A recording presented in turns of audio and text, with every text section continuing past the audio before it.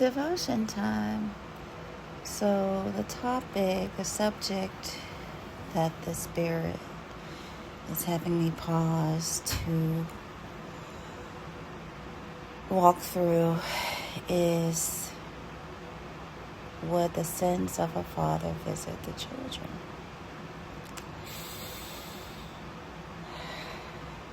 And not necessarily talking about referring to biological fathers, political fathers,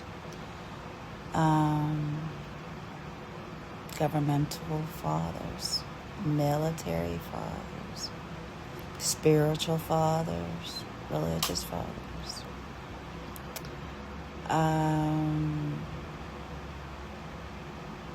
What's the other one? I'm in education.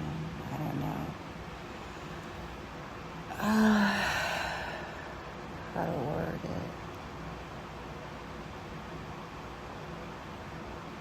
Educating fathers? I don't know. But anyways,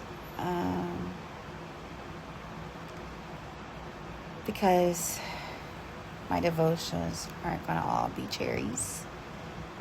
The difficult questions the Holy Spirit doesn't have to dodge, but I just may need time in processing and accepting or receiving that word, because it may be a hard pill to swallow, right?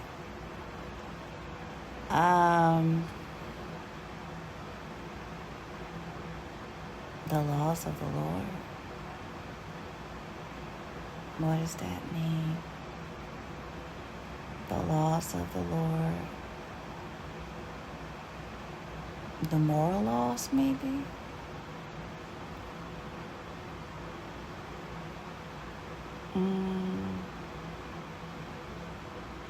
Spirit, what are the laws of the Lord?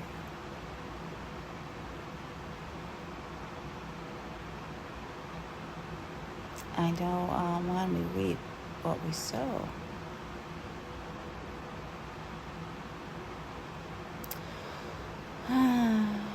So,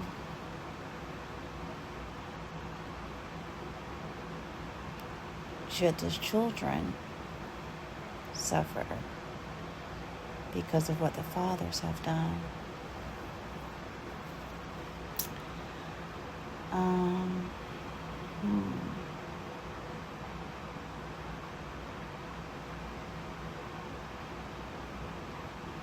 Through abandonment, favoritism,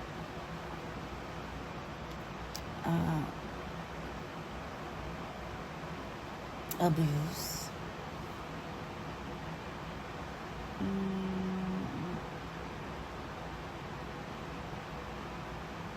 But my question is, Lord, why allow it for such a long, or for such a period of time, or at all, really? The design. And I know I have pondered this before, why things are allowed. And although I have not come to an exact answer, a resolution, it doesn't negate the love that I feel and I experience. Right? So I may not understand evil, but I know good. So, should the sins visit the children?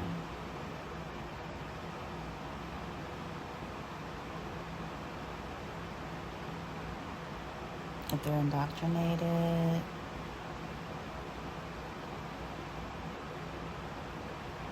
brainwashed, or abandoned. The other day, I passed this man, and he had his belongings, like, it wasn't the median, but it was like a, I guess kind of like the sidewalk a bit, but I I had seen him before in that same spot, sitting there. So this time, I was able to kind of look into his face a bit longer. And he reminded me of my cousin, who had cerebral palsy. And he needed to have someone taking care of him. He would not have survived out there with his condition on his own. He absolutely needed, someone to care and be there for him. And of course, my grandmother stepped in. I love her to pieces. She loved on him. And I know I wrote a poem about my granny. Both my grandmothers were amazing. This grandmother that took care of my cousin as he was a little baby, little boy. And she would smash his food. I could see her sitting at the table with the apple juice and the food smashed so he wouldn't choke, of course, And she would have that towel, the hand cloth right below his chin to catch whatever came out because he couldn't help it, But then when, to my knowledge, disclaimer, I'm not bashing any family members, and I might not know the whole story, but as far as I know, my grandmother just aged, so her children did not want her to take care, to be responsible for, an aging man, as well, because of his weight and whatnot. She couldn't. Although she probably tried and wanted to, they felt it wouldn't be good for her. And she had really bad arthritis. Right? She was bent over too.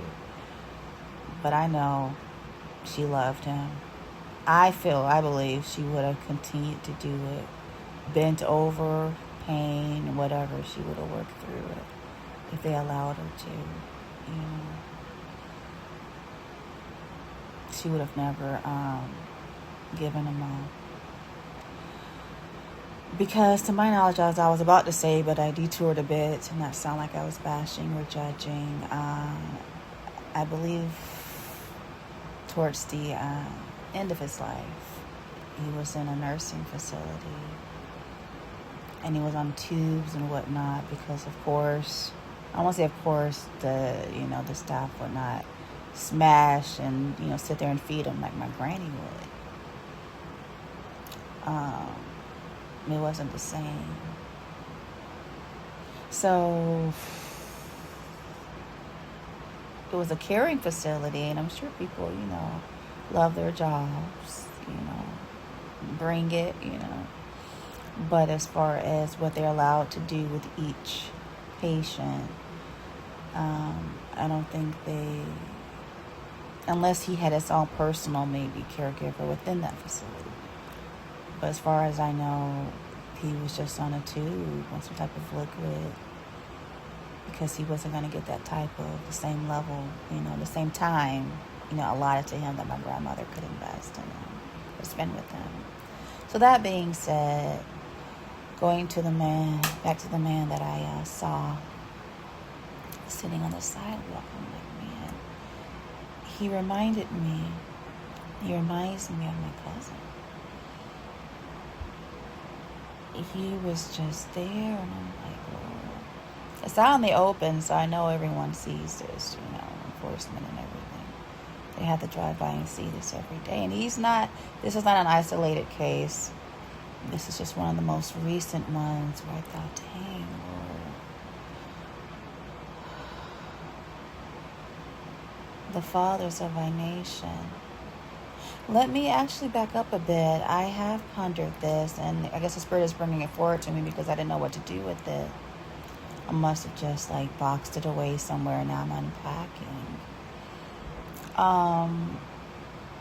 Some grocery stores have jobs. I know, packing, bagging, and certain positions, maybe greeting for people of exceptional abilities, and maybe just some that may be aging or elderly, or for whatever reason cannot be on their feet long or working long, very part-time, maybe split hours.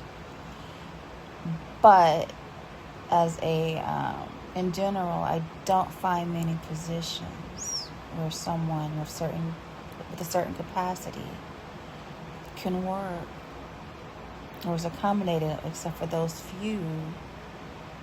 And there's so many people that have exceptional abilities, right? So what happens?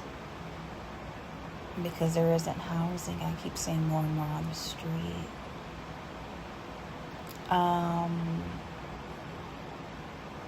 The response from churches, they have soup kitchens, but they aren't shelters. Most aren't, right? Or showers or things like that. They have pantries, and some may have, I don't know, showers. I won't tell that lie. Or like trailers or something, mobiles. What's my time doing? Lord, I'm just talking. I'm unpacking. So this may even go over my limit, and I still have to continue on with the Holy Spirit, So nevertheless, as I was saying, as far as employment, how are they supposed to afford or even know how without the fathers of the nation, be it political or governmental or educating or religious or spiritual, coming together on their behalf, saying we have this many or so many people of exceptional abilities. How do we bridge that gap? How do they have adequate housing and care? But I guess that answers my question.